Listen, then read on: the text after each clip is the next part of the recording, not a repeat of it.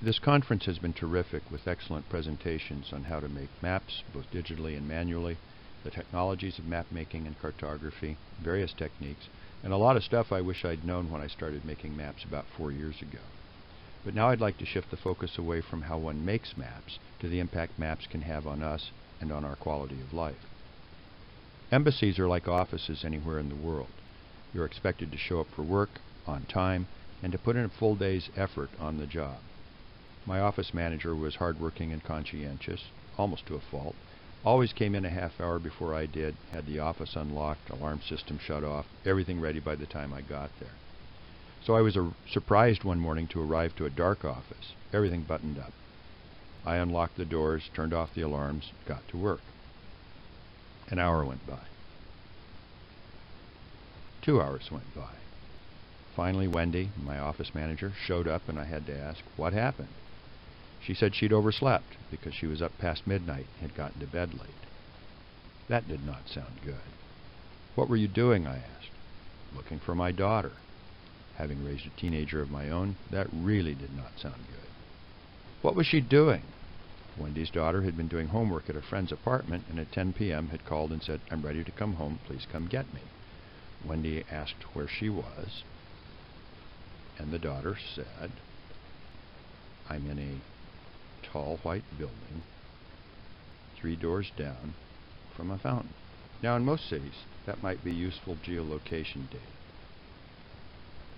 Ashgabat, however, is in the Guinness Book of World Records for the highest concentration of buildings with white marble facades in the world. There are literally hundreds of tall white buildings in the city and not a few on streets with fountains. So Wendy set out to search for her daughter. It took her about 2 hours. It was nighttime, of course, which didn't make things easier, but fortunately Wendy had the only red Toyota RAV4 in the whole city. So when she drove past, her daughter saw the car and, using her cell phone, vectored her mother to the apartment building. Now you might be asking yourself, why didn't Wendy's daughter simply provide a street address for the building, which the residents of the apartment surely knew, so her mother could zero in on it? In spring 2015, navigation in Ashgabat was just not that simple. I undertook to fix the problem and initially thought it would be relatively simple. I would buy Wendy a street map of the city of Ashgabat.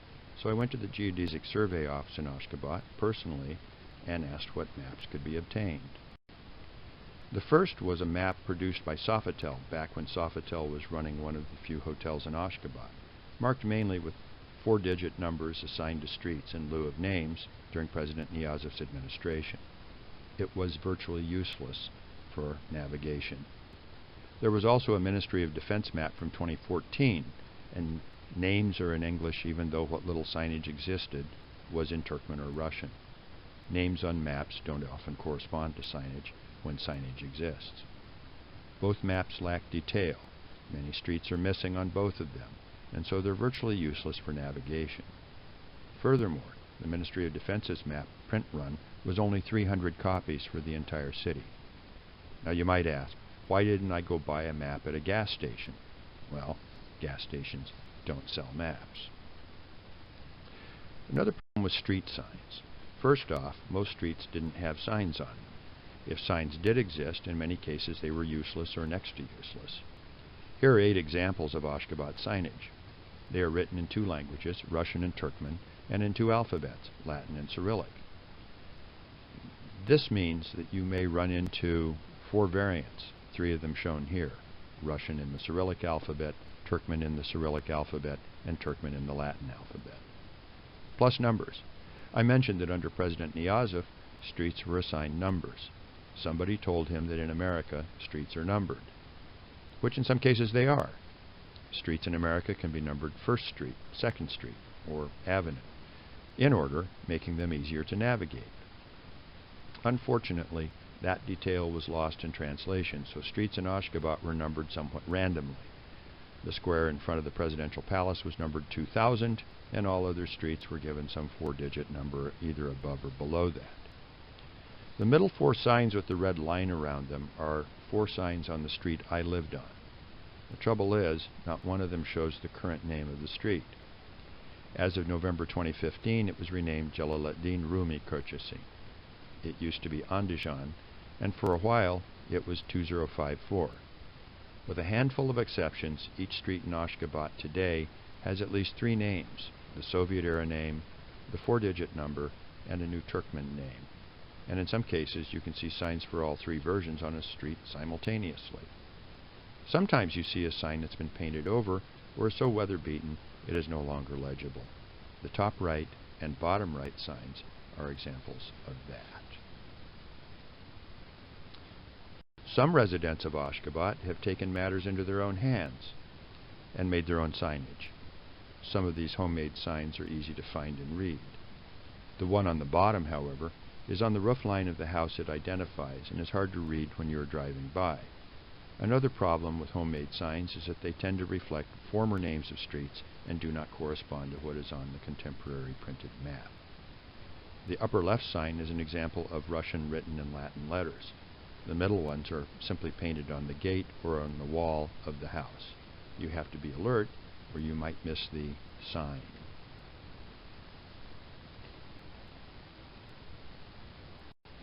Another problem is that the Turkmenistan government is actively de-Russifying street names. Russian names are passé. Lenin Prospect is now Turkmenbashi, named for the first president of Turkmenistan. Moskovsky Prospekt is now Onyil Abadanchilik, meaning 10 years of prosperity. Sovietskaya is now Independence Avenue, or Garashsizlik. Chekhov Street, named for the Russian playwright, is now named for the father of former President Niazov. The trouble is, nobody has told the taxi drivers. If you ask a taxi driver to take you to an address on Garashsizlik, he'll stare at you and tell you no such street exists.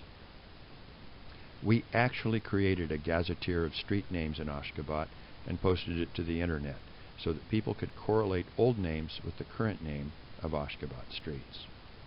So now, if somebody stops you and asks where Ulica Engelsa is, as happened to me, you can look it up and refer that person to Azadi Kochasi.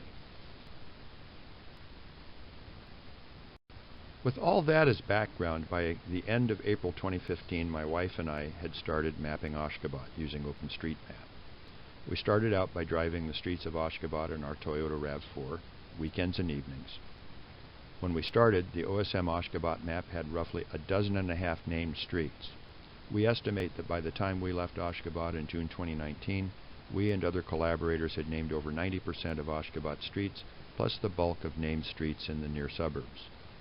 We had also by then, with a lot of help from other embassy employees, named the downtown streets of the 5 provincial capitals and some other major municipalities. We had identified most of the routes on the national highway network as well. Our personal contributions totaled over 250,000 data points entered, including addition of 11,500 roads and streets, and addition of over 8,000 names of points of interest. In addition, we added 18 articles to the OpenStreetMap wiki and expanded an existing article on Turkmenistan to over 10,000 words, containing information unavailable anywhere else online. I'd like to share with you now just how we did that. We started with a Garmin Nuvi GPS navigator, which records GPS traces and also allows user to enter points of interest or favorites manually. These traces can be uploaded to OSM and used to help edit the map. This set of GPS traces represents a new intersection built on the M37 highway that passes through Ashgabat. I used these data to draw a newly constructed intersection before up-to-date satellite imagery was available.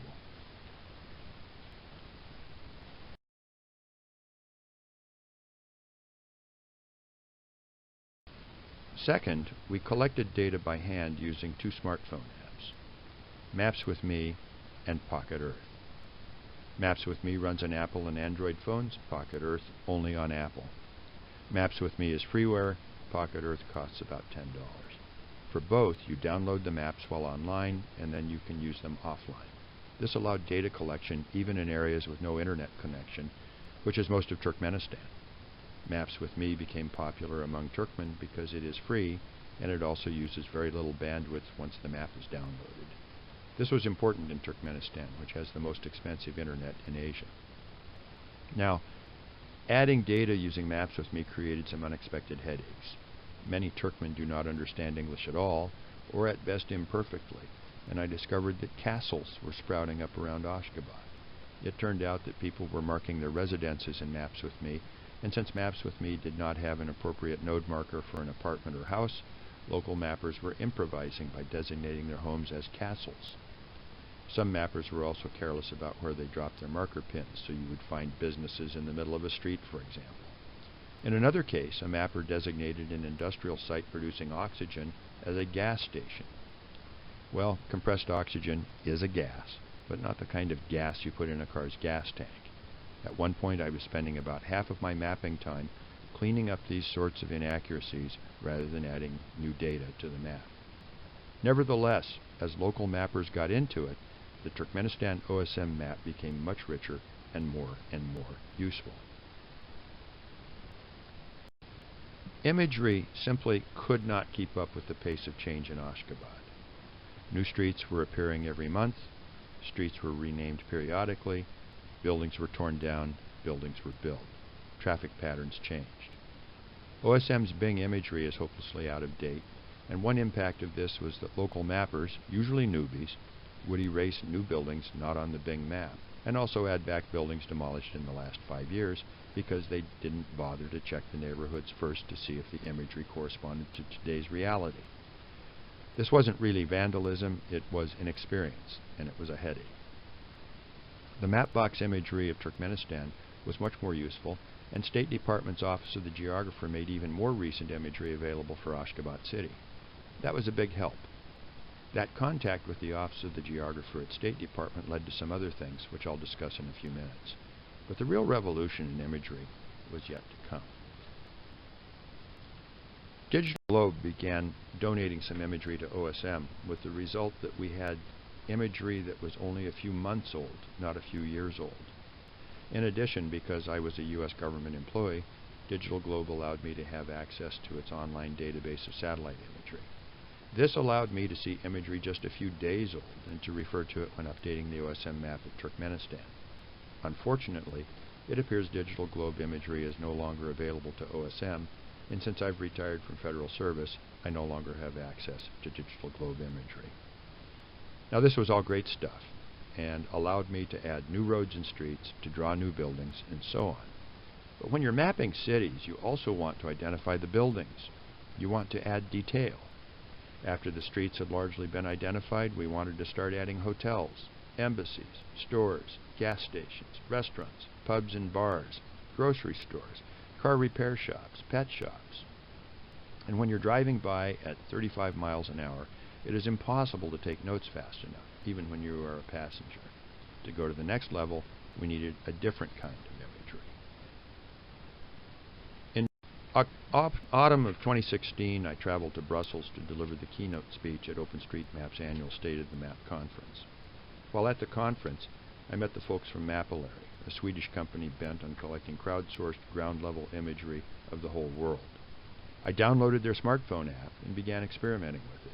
I then bought a beanbag mount, dedicated an Android smartphone to imagery collection. Whenever I traveled in Turkmenistan, wherever I traveled, I collected imagery and uploaded it to the Mapillary website. The blue lines on this map represent a series of almost 650,000 ground-level images I personally collected between autumn 2016 and June of 2019. Other embassy officers to date have collected another 166,000 images. And a funny thing happened. There are so-called armchair mappers around the world who work on the OpenStreetMap based on whatever data they can find. I was posting updates to my diary in OpenStreetMap, and other mappers around the world read my posts and began using the ground-level imagery to add detail to the online map. One fellow concentrated on adding traffic lights. Another worked on adding crosswalks in cities. Others added bus stops. The map just kept getting richer and richer.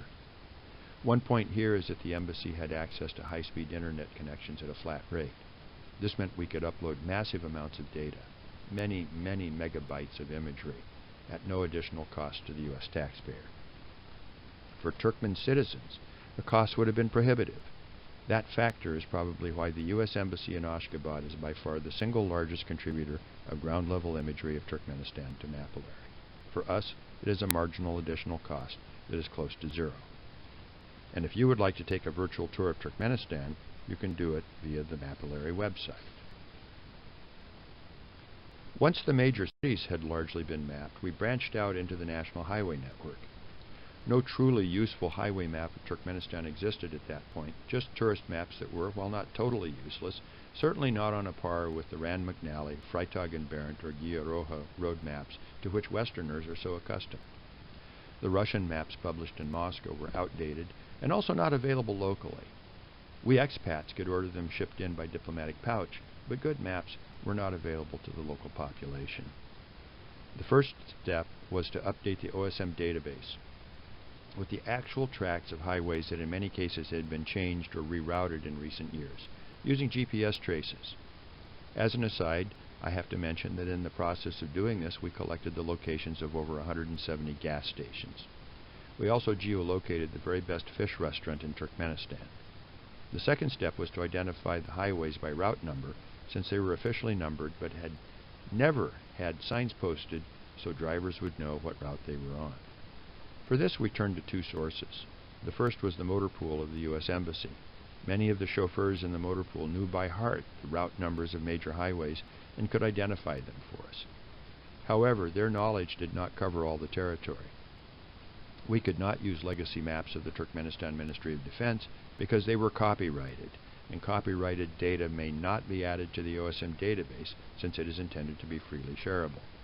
To fill in the gaps, we obtained uncopyrighted Soviet military maps dating to the 1970s and 1980s, which in several cases filled in blanks in the highway numbering system.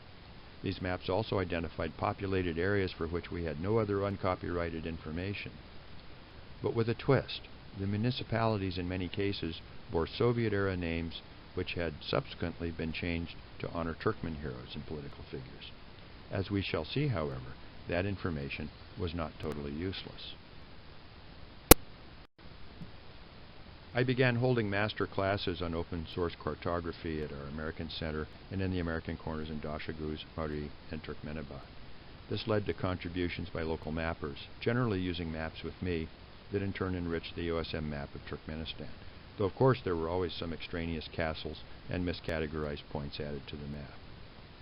One other interesting thing happened. Building numbers in Ashgabat began mysteriously appearing on the OSM map.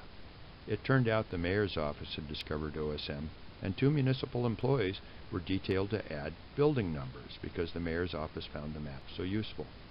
They also added some names to streets that had no signs on them, which we obviously had been unable to identify. These municipal employees were not allowed to communicate with us because Turkmenistan, as a police state, strictly controls contact with foreigners. Nonetheless, they were aware of what we were doing, and they collaborated with us indirectly. I drew new streets, and they named them. I drew new buildings, and they added the numbers. It was odd, but it worked. The contact with the State Department Office of the Geographer led us to ask at one point why official U.S. government maps continued to reflect obsolete names for municipalities in Turkmenistan. The answer was that the United States and Turkmenistan do not formally exchange geographic data, and thus the U.S. Board of Geographic Names had no formal notification of the name changes.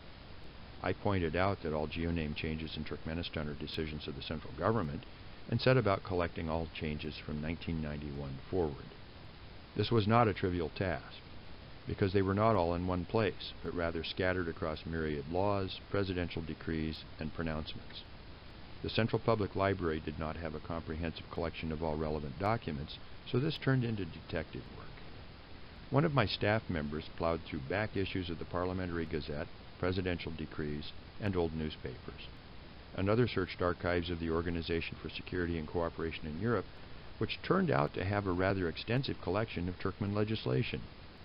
Where possible, we collected the original Turkmen texts as well as the Russian translations. The Turkmen texts provide authoritative spellings of geographic names, and the Russian texts allow us to understand the documents better because relatively few people outside Turkmenistan can understand the Turkmen language. Then we did something unusual for an embassy. We not only sent all the information back to Washington, to state and NGA by telegram, we also posted it on the internet. on the OSM wiki site. It is now all available not only to the Board of Geographic Names, it is available to the global cartographic community. Now, this may all sound dreadfully boring, plowing through old maps, dusty documents, and uploading scads of digital photos. But like a Wagnerian opera, the hours of tedium were interspersed with moments of ecstasy. For example, one day in November 2018, we were driving from Ashgabat to the city of Mari, which in the early 1200s was the world's largest city, by the way, before Genghis Khan trashed it. There's a fork in the road about 2/3 of the way to Mari, with the right fork going to Sarax, a city on the border with Iran, and the left fork continuing on to Mari. On this day, we noticed to our amazement that a sign had appeared, indicating which road led to Sarax and which led to Mari. We stopped our Land Cruiser, got out, we photographed the sign. We were excited. We were amazed. This roughly matched the level of excitement we experienced while traversing gravel and dirt roads en route to the Sumbar River Valley and encountering a road sign pointing in the direction of the village of Kurujde. That was a real thrill. Curiously, when we arrived at Kurujde, we had to ask locals what the name of the village was, because there were no signs indicating it. Now, by now you're probably asking where all this work led. What were the results? And what difference did cartography make? Well, there were some real payoffs. The American Embassy in Ashgabat can now produce, with the help of Igor Bretz's Mapillary program, the best wall map of Ashgabat available anywhere. It's roughly 5 feet tall and is highly detailed. It includes all gas stations, hotels, embassies, hospitals, and many building numbers to ease navigation. Aside from its day-to-day usefulness as a general navigation aid, it's also part of our disaster management plan. Ashgabat is in a Category 3 seismic zone. During my tour of duty in Ashgabat, there were MMS 7.5 earthquakes in Iran, Afghanistan, and Tajikistan, just a few hundred miles away. In the event of a disaster in Ashgabat, such as happened in 1948 when the city was leveled and half the population was killed, accurate and up-to-date maps of the city will be priceless. By the way, every time we print an update of the wall map, we give 2 copies to the mayor's office. One hangs in the mayor's own office, and the other hangs in the office of the city architect. They're not allowed to collaborate with us, but they do appreciate the map. In April 2019, at the request of our Embassy Ashgabat motor pool, we succeeded in producing a comprehensive wall map of Ashgabat's highway network, which also depicts major cities, the railroad lines, and locations of gas stations identified to date. The OSM database is the only up-to-date source of data for offline handheld GPSs. They include Pocket Earth on the iPhone, Maps with Me on iPhone and Android, and Lambertus's GPS maps for the Garmin Nuvi navigators. And a big thank you to Lambertus and other developers. You have a big fan club in Ashgabat. Apple Map uses the OSM database for its map of Ashgabat. Having a billion-dollar corporation like Apple use our data is pretty big stuff. Expats and natives alike use these apps and GPSs to navigate in Turkmenistan. And so do at least some tourists. About a year ago, some embassy officers were camping at the Darvaza fire crater, the so-called gateway to hell, and encountered some Australian bikers traversing Turkmenistan en route from Iran to Uzbekistan. They asked the bikers how they were finding their way, and the bikers said, "We're using this great app, mate, called Maps with Me. It shows us where all the gas stations and places to eat are."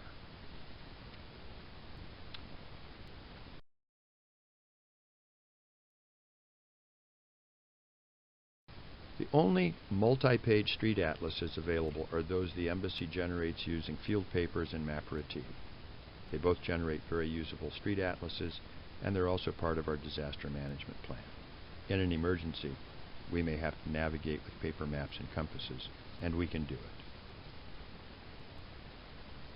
So when my wife and I arrived in Ashgabat in January 2015, the buzz among expats was that the city was boring. There was nothing to do. The Malaysian ambassador, who had previously been consul general in Los Angeles, told me Ashgabat offered even less to do than did Bakersfield, California.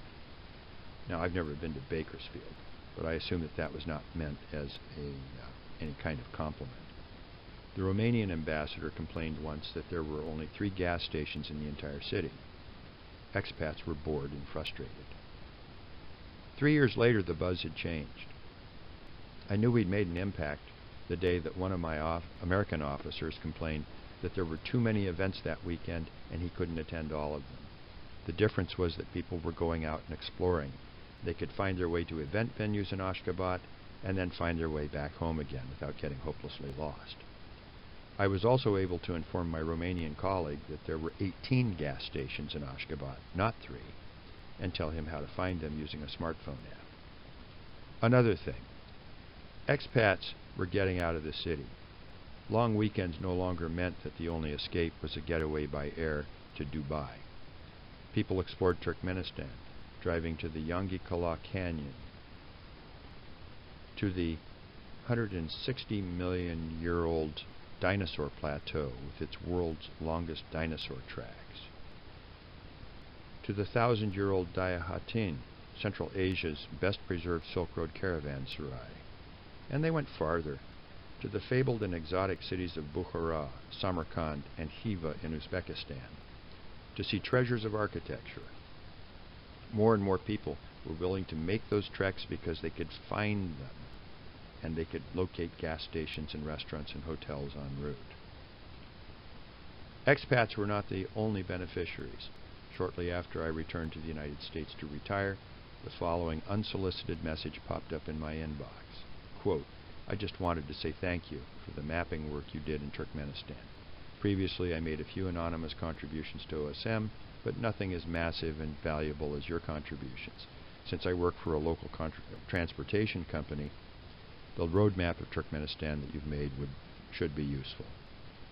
And a geodesic surveyor in Turkmenistan also wrote to me, "I want to express enormous gratitude for the work you did, long, meticulous, and very voluminous work on the mapping of our country, Turkmenistan.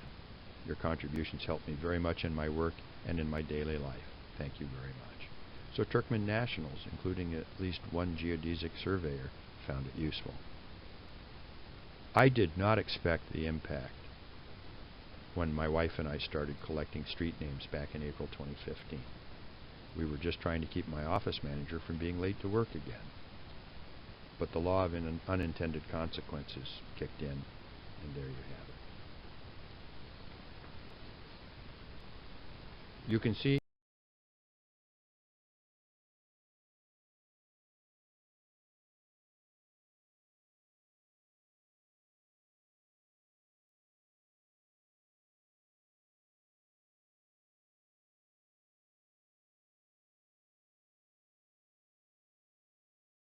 the map by surfing to the top URL, and you can find the wiki articles on Turkmenistan at the second URL.